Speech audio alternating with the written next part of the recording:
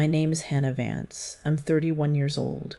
4 years ago, my husband collapsed on our kitchen floor from a brain aneurysm while I was 40 miles away at a job interview, and by the time I made it to the hospital, he was already gone. That same night, I started bleeding. Our son was born the next morning at 29 weeks.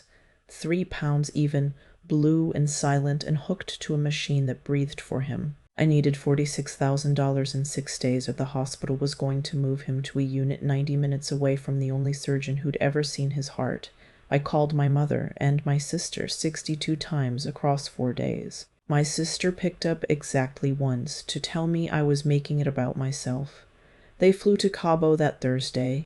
I didn't speak to either of them again until last fall, when my sister showed up at my front door with a folder under her arm and one sentence that turned my stomach to ice. She told me our mother made sure I'd pay for what I did to this family. What she didn't know was that I'd saved everything, every voicemail, every text, every hospital invoice with their names listed as emergency contacts, in handwriting I later crossed out myself. And what she found out 3 weeks later cost her more than she ever thought she could lose. Let me go back. It was a Tuesday in March. I remember because I'd ironed my one good blouse the night before and hung it on the closet door, and Ethan had teased me about it, said I looked like a substitute principal. He kissed me on the forehead before I left and told me I'd kill it. He was wearing the gray sweatpants with the hole in the knee. He was making oatmeal. That's the last thing I have of him, really. The smell of cinnamon and the back of his head as he stirred the pot, not even turning around all the way, just lifting one hand in a little wave. I was 27 and 7 months pregnant.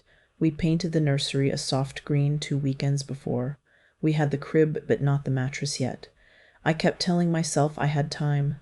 The interview was for a billing coordinator position at a clinic in the next county. I was halfway through answering the question about scheduling software when my phone started buzzing in my bag over and over, and I apologized and silenced it without looking. When I came out 40 minutes later, there were 11 missed calls.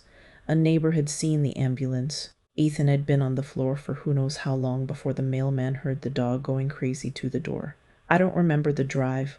I remember a nurse with a lanyard that had little cartoon cats on it putting her hand flat against my collarbone, like she was holding me up from the front. I remember a doctor who looked too tired to be doing this, saying the words catastrophic bleed and nothing anyone could have done. And I remember thinking, very clearly, that he'd left the oatmeal on the stove and it was going to burn. Then the room tilted. I felt something let go inside me, a warmth that wasn't warm, and a different set of hands were on me, and somebody was saying 29 weeks, 29 weeks, and the cartoon cat nurse was running alongside the gurney, holding my hand and telling me to breathe. Just breathe, sweetheart, breathe. My son was born at 6:14 the next morning by emergency C-section, 3 pounds even. He didn't cry. They held him up for half a second so I could see him before they rushed him out, and he was the color of a bruise, and his whole body fit in the doctor's 2 hands. I named him Caleb, after my grandfather, who was the last person in my family who ever made me feel safe. I woke up alone in a recovery room. No husband, no baby, just the IV pole and the blood pressure cuff squeezing my arm on a timer and a window that showed me a parking garage. A doctor came in around noon. A woman with reading glasses pushed up into her hair, and she sat on the edge of my bed instead of standing over me, which I've never forgotten. She told me Caleb was in the NICU on a ventilator. She told me he had a hole in his heart, a thing called a VSD, on top of being 3 months early, and that the next few weeks would be the hardest of my life, but that babies his size pulled through more often than people thought. She gave me a Polaroid. He was smaller than the phone in my hand. I couldn't even find his face under all the tape and tubes. I held that photo against my chest, and I sobbed until the monitor started beeping, and a nurse came to check on me. That evening, before I'd even been allowed to see him, a woman from the hospital's financial office knocked on my door with a clipboard and a soft, practiced apology. She said she hated to do this now, of all times. Then she did it anyway. The next morning I sat across a desk from a man named Roland in a windowless office that smelled like burnt coffee. He had a calculator and a folder and the kind of smile that's been trained into a person. He told me the NICU ran 11,000 a day. He told me Ethan's insurance through the warehouse where he'd worked the last 6 years had already maxed its annual out-of-pocket on the C-section, and the first 2 days. He told me Caleb would likely need surgery within the month, and that the cardiac team here was the best in the region. Then he slid a paper across the desk and told me the hospital needed $46,000 by the following Tuesday at 5, or policy required them to transfer Caleb to a general pediatric unit 90 minutes north, away from the surgeon who'd already mapped his heart. I asked him how a person was supposed to come up with $46,000 in 6 days. He told me very gently that most families found a way. Ethan had a life insurance policy through work $190,000, but the claims rep told me kindly that it would take 6 to 8 weeks to process, longer because the death was sudden and they'd need the medical examiner's report. 6 to 8 weeks. I had 6 days. I applied for emergency Medicaid the same afternoon, sitting in the cafeteria with my laptop and a free cup of ice water, because I couldn't bring myself to spend $3 on a sandwich. The caseworker said it could be approved retroactively, but the determination could take 2 to 3 weeks, and the hospital wouldn't hold a bet on a maybe. I started a fundraiser. I wrote and deleted the description 4 times before I posted something true, that I'd lost my husband and nearly lost myself, and had a son the size of a kitten fighting in a plastic box, and that I didn't know what else to do. I shared it to my 90-some friends. In 2 days, it raised about $4,000, mostly from Ethan's co-workers and people I barely knew. 4,000. I needed 46. So I called my mother. We hadn't really talked since Christmas, when she'd made a comment at dinner about how Ethan and I should have thought harder before having a baby on a warehouse salary and a part-time wage. But she was my mother. She lived in a 4-bedroom house in a gated community in Scottsdale that my father had left her, free and clear, when he passed. I knew she had money. I knew she had it the way you know your own phone number. She let it go to voicemail the first 3 times. When she finally picked up, I could hear a television in the background. "Hannah, honey," I heard. Marjorie told me, "I'm just devastated about Ethan." "Mom, I need help. The hospital needs $46,000 by Tuesday or they move Caleb away from his surgeon. I'm not asking for a gift. Ethan's insurance is coming. It's just slow. I'll pay you back every cent with interest. I'll sign anything. That is an enormous amount of money. I know it is. But Mom, this is your grandson. He could die if they move him. Please." There was a long pause. I could hear her swallow. "Let me talk to your sister. We'll figure something out. I'll call you tomorrow." She didn't say she loved me before she hung up. I noticed it then, and I've thought about it 1,000 times since, that she had a chance right there to say one ordinary thing, and she chose not to. I called 62 times over the next 4 days. I kept a log on a sticky note in my wallet because some part of me already knew I'd need it. Most went to voicemail. A few got declined after 1 ring, which is worse somehow, because it means they were looking at my name and choosing. My sister called me back on the 3rd day. Her name is Delphine, but everyone calls her Del. She's 4 years older than me and has never once been wrong about anything in her own estimation. "Hey, Han, so I've been talking to Mom and we need you to be realistic here." "Realistic. Mom's on a fixed income now. You know that. You're asking her to pull money out of investments, eat the early withdrawal penalties. Del, my son has a hole in his heart. He's on a ventilator. And baby survived the NICU constantly. Hannah, you're catastrophizing. Ethan had life insurance. You're going to be fine in a couple months. You always do this thing where everything is a 5-alarm fire." I could hear something behind her whined. A car door. "Where are you right now?" What does that matter? Are you out somewhere?" A pause. "I'm getting my nails done. For the trip." "Han, don't make that a thing." "What trip?" And that's how I found out. Not from my mother. From my sister between coats of polish. The 2 of them, along with Del's husband, had a trip booked to Cabo for the end of that week. They planned it for 10 months. The villa deposit was $7,000, non-refundable. Dill explained this to me slowly, like I was a child. Like the $7,000 they'd lose by canceling was the tragedy in this conversation. Even if Mom gave you the deposit money, she said, you'd still be 40 grand short. So what's the point? She'd lose her trip and you'd still be in the same hole. It doesn't make sense. "The point is showing up," I said. The point is that I'd know somebody in my family gave a damn. That's emotional, Hannah. I'm talking about reality. Mom can't fix this for you. Have you called Ethan's parents? Ethan's parents were both gone. She knew that. She just didn't want it to be her family's problem. I hung up and did the math instead. My checking account, $2,100.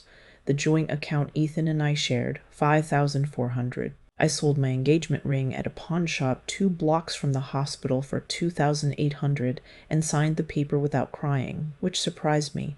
I listed Ethan's truck and got an offer for $9,000, but there was still $6,000 owed on it. I sold his guitar, his tools, the good camera, the television. The fundraiser climbed to $7,000. I added it all up 4 separate times because I couldn't believe the number wasn't changing. $18,000, give or take. I was $28,000 short, and I was out of things to sell. On the 5th day, I called my mother one more time. She answered on the 2nd ring, which told me she'd been screening every other call. Hannah, I feel just terrible. I do. But your father and I always taught you girls to stand on your own feet. We can't keep being the safety net. When have you ever been my safety net? We paid for your wedding. You gave us $4,000 toward a wedding I planned in my own backyard 6 years ago. You gave Del $60,000 for her down payment. That was completely different. Delphine is responsible with money, and in the background while she said it, I heard a suitcase zipper. The long, unmistakable rip of it. Are you packing right now? Hannah. A sigh, like I was exhausting her. We'll check in with you when we're back. Try to get some rest. You're not yourself. She hung up on me while I was still saying the word please. They flew out the next morning. I know because my mother posted a photo to Facebook that night. Before I blocked her, the 3 of them at sunset on a balcony, margaritas raised, the ocean orange behind them. The caption said, "Earned every bit of this." Ah. Del had commented a string of little palm tree emojis. My mother had liked it. I sat in the NICU family lounge at 2 in the morning and looked at that photo on my phone until the screen went dark, and then I looked at my reflection in the black glass, and something in me went very still and very quiet, like a house after everyone's left. We made it somehow. Not because of them. The retroactive Medicaid came through 11 days after the deadline and covered the bulk of it. A nonprofit called the Mended Hearts Fund granted me $12,000. The surgeon's office, when I broke down in the consultation, quietly waived a portion of the facility fee and put me on a payment plan for the rest. Caleb had his heart surgery at 5 weeks old, 11 minutes that felt like 11 years, and I waited in a chapel I don't believe in and made promises to a God I'm still not sure about. He came through it. He came home in late June after 81 days, 5 pounds 11 ounces, on a heart monitor and a feeding schedule I had laminated and taped to the fridge.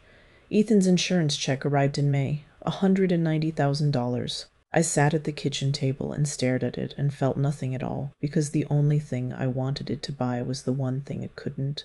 I met with a financial advisor the next week, a tired man at a credit union who took me seriously, even though I showed up in a milk-stained shirt. He told me to pay off Ethan's truck and the medical balance, put down a chunk on a small house, keep a real emergency fund, and not touch the rest unless it was for Caleb. So that's what I did. I bought a 2-bedroom bungalow with peeling yellow trim on the east side of Tucson for $110,000, put down $40,000, and slept the first night on the floor of the empty living room with Caleb's bassinet beside me and the monitor glowing green. When the realtor asked for my emergency contact, I left it blank. She looked at me funny. I told her I didn't have family. It was the first time I'd said it out loud, and it didn't feel like a lie. It felt like setting down something heavy. I got a job as a medical claims processor, $41,000 a year. The irony wasn't lost on me. I spent my days reading denial codes and coverage gaps and out-of-pocket maximums, the exact machinery that had nearly cost my son his life.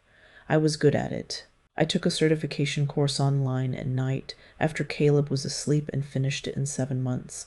I got a better job at an insurance company the next year, $55,000, processing the kind of claims that decide whether other people's catastrophes get covered. I never once denied a NICU claim without reading the whole file twice.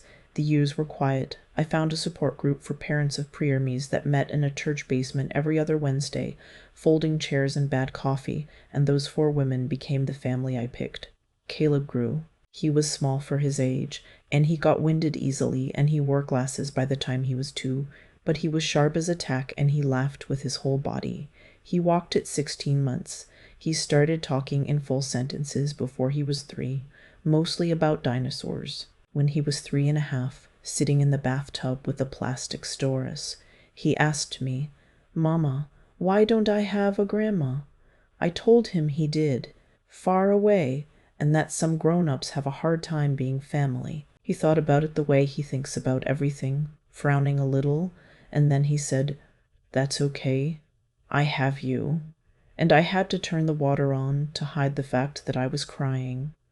Every year on the day Ethan died, I wrote him a letter and didn't send it. Where would I send it? I kept them in a shoebox on the closet shelf. There were 4 of them. In the 4th one I wrote that Caleb had learned to ride a balance bike, that he had your laugh, that I was tired in a way that sleep doesn't fix, but that we were okay, we were really okay, and that I hoped wherever he was, he could see that I'd kept us both alive. 4 years. I never looked them up, never checked my mother's Facebook, never asked anyone if they'd heard. I just built a small life out of careful pieces, and most days it was enough. Then last September, Caleb started pre-K. I filled out the forms at the kitchen table and at emergency contact. I wrote my own name and the name of my friend Tessa from group, and nobody else.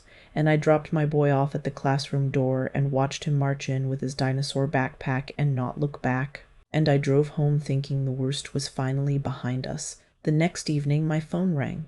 A number with a Scottsdale area code. I almost didn't answer. "Hannah, it's Dell. Don't hang up." I hadn't heard her voice in 4 years. It came through the phone like cold water down the back of my neck. "Mom's gone," she said. "And Marcus, you remember Marcus, her husband, the one she married after Dad. He's gone too. Car accident, 2 weeks ago, on the highway outside Sedona. I'd been trying to figure out how to tell you." I didn't say anything. Caleb was at the table eating mac and cheese, telling me something about a triceratops, his little feet swinging. "There's an estate, Hannah. It's complicated. I need to come see you. I'm flying into Tucson Friday. I don't want anything from her. It's not that simple. There are things you need to know. I can't do this over the phone." I should have said no. I have asked myself 100 times why I didn't, but 4 years of silence makes you forget, a little, how it felt. It makes you wonder if maybe she'd changed. So I said Friday, the Starbucks on Speedway, 10 o'clock. And after I hung up, I looked up my mother's obituary on my phone, and there it was, 2 paragraphs, talking about her love of gardening and her devoted second marriage, survived by her daughter Delphine and 3 grandchildren. 3. Del has 3 kids. Caleb wasn't in it. I wasn't in it. Even dead, she'd managed to leave me out of the sentence. I got to the Starbucks 20 minutes early and took the corner table. Del walked in 8 minutes late, looking expensive and tired, a leather portfolio under her arm. She'd colored her hair a shade too dark for her skin. She tried to hug me, and I stepped back, and she pretended she'd been reaching for the chair. "You look good," she said. "What do you want, Del?" She sat. Opened the portfolio. Slid a paper across the table like she'd rehearsed it, which I'm sure she had.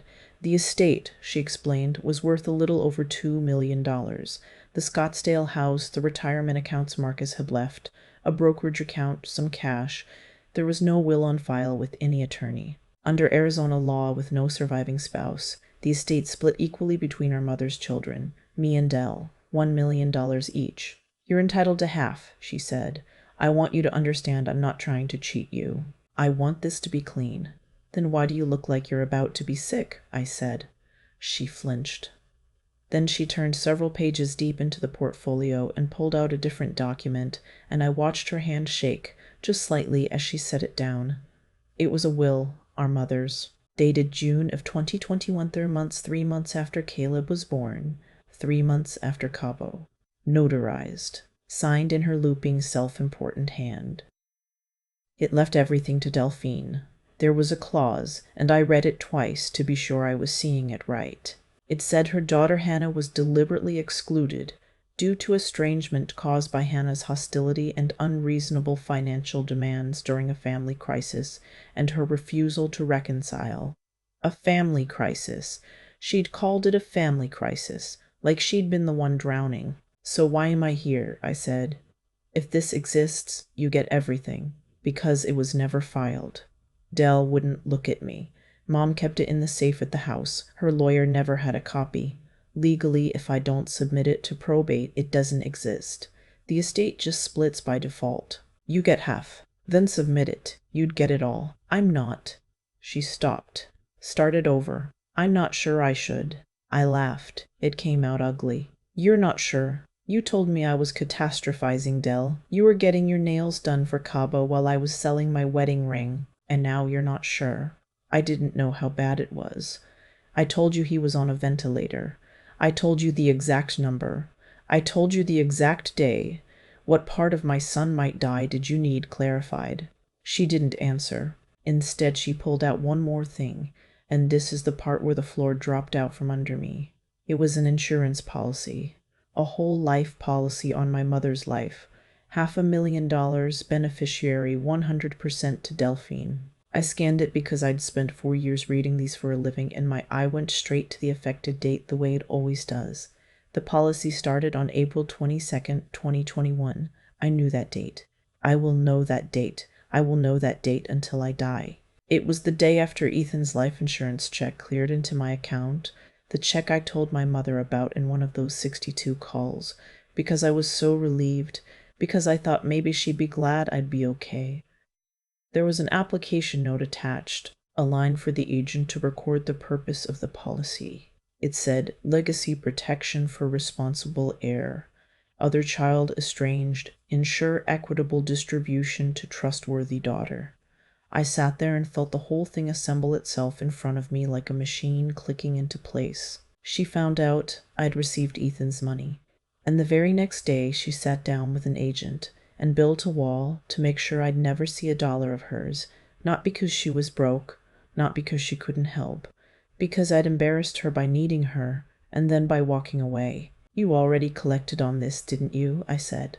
Dell's jaw tightened. 512,000. So you have $500,000 from the policy, and you want the other $1 million from the estate, and you came all this way to ask me to sign away my half so you don't have to fight me in court. She slid the last paper across. A waiver of inheritance, a pen already clipped to the top. Here's what I'm offering, she said, and her voice steadied into the one she'd used my whole life, the older sister voice, the I know better voice. You sign this. You walk away clean. I keep the policy which honestly Mom intended for me. Nobody has to drag the family through anything. Because if you don't sign, Hannah, I'll file the will, and then it all comes out that you abandoned your dying mother, that she begged for peace and you refused, that you cut off your whole family over money.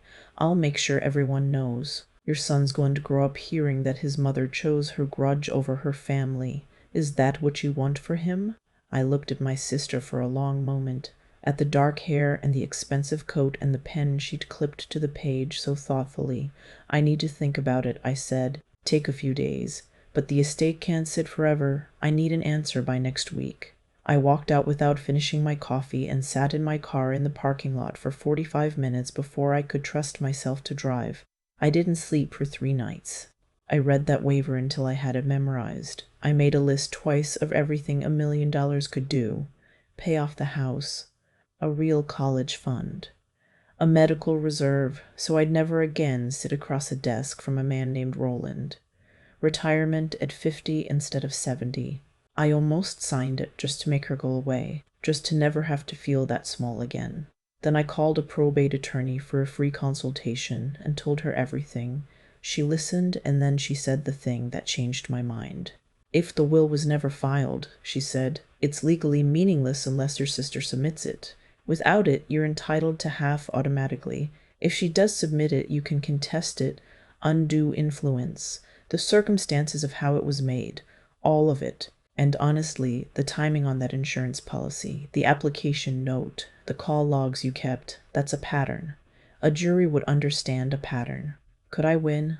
I'd put you better than even. But I won't lie to you. Contesting an estate is expensive and it's slow, and it'll make you live in the worst weeks of your life for 2 years. The question isn't really, can you win? It's what's it worth to you?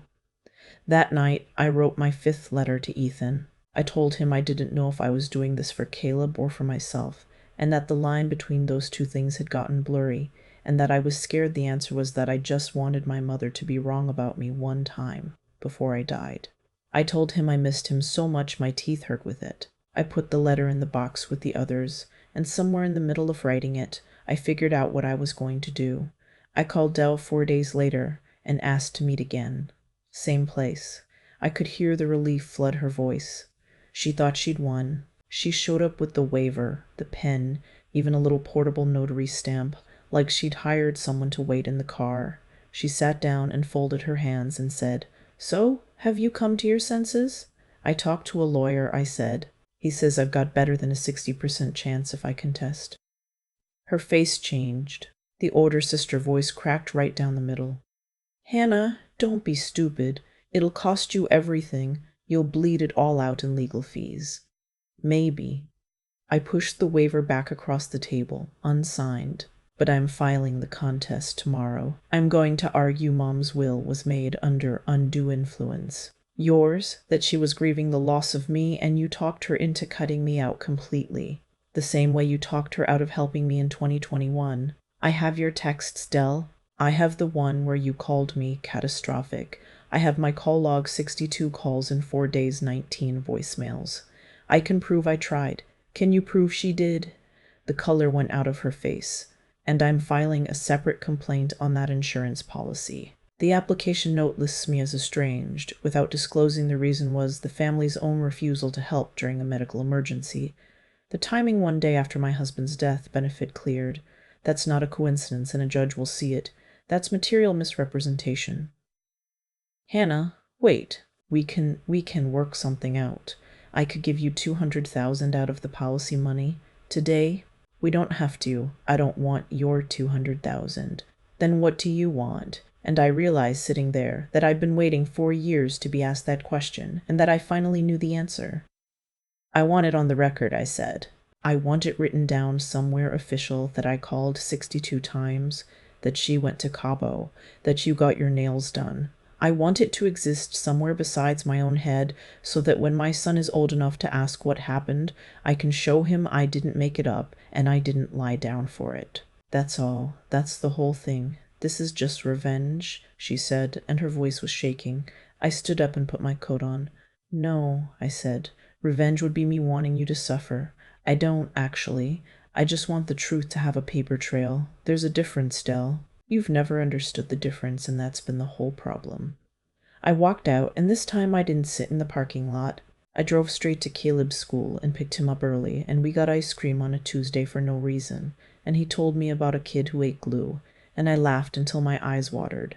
The case settled in March, 7 months later, 2 weeks before it would have gone in front of a judge.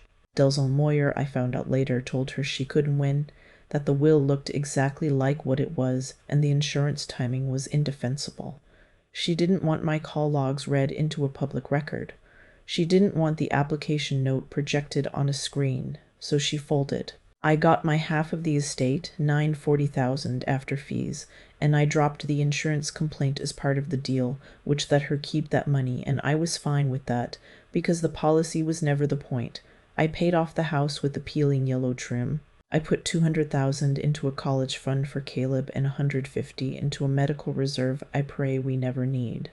I kept a real emergency fund for the first time in my life, and I took $50,000, and I gave it to the Mended Hearts Fund, the nonprofit that gave me $12,000, when my own mother gave me a margarita photo, and I asked them to earmark it for parents who get handed a 6-day deadline they can't possibly meet.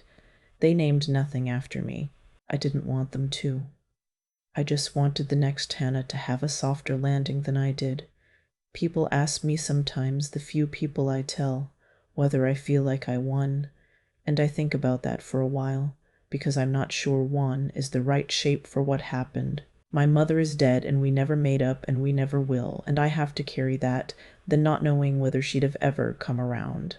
My sister sends a Christmas card now, stiff and formal, signed just Dell, and I don't send one back. There's no warm reunion in this story. There's no scene where anybody falls to their knees and asks me to forgive them. But here's what I know. My son is 6 now. He still wears glasses, and he still gets winded on the long slide at the park, and his heart, the doctors say, is strong and getting stronger. He doesn't remember the plastic box, or the 11 minutes in the operating room, or the 81 days.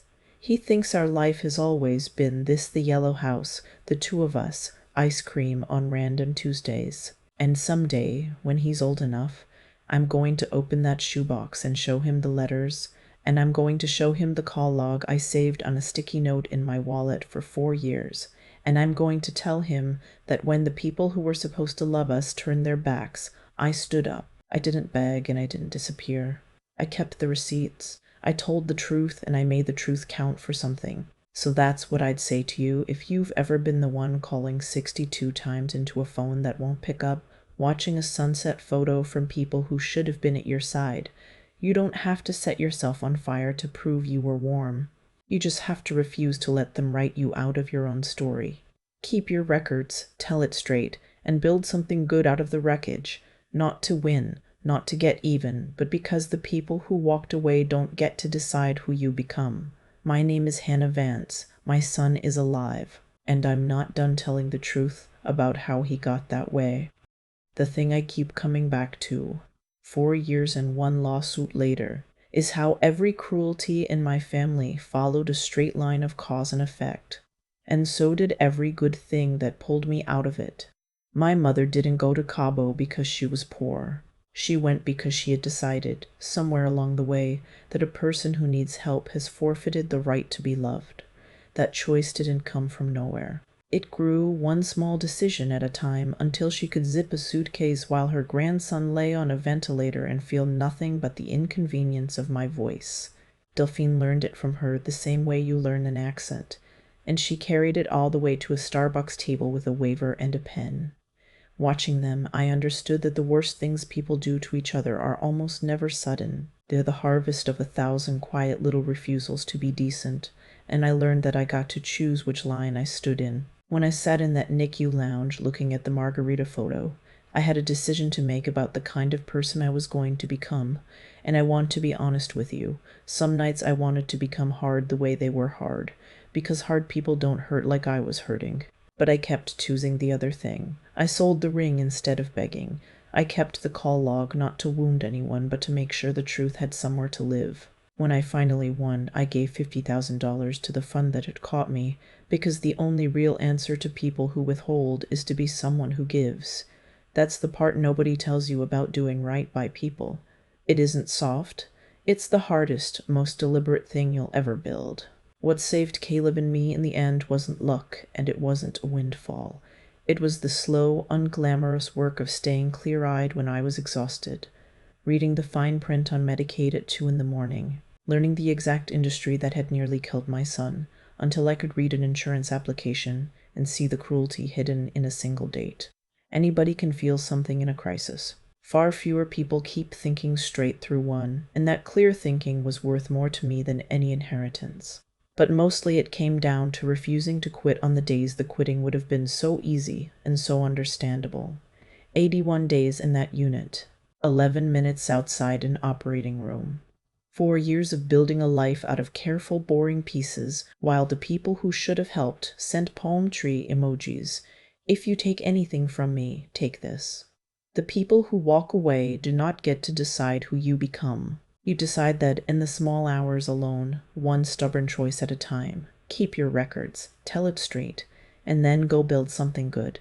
Not to get even, but because that is the only revenge that ever actually heals you.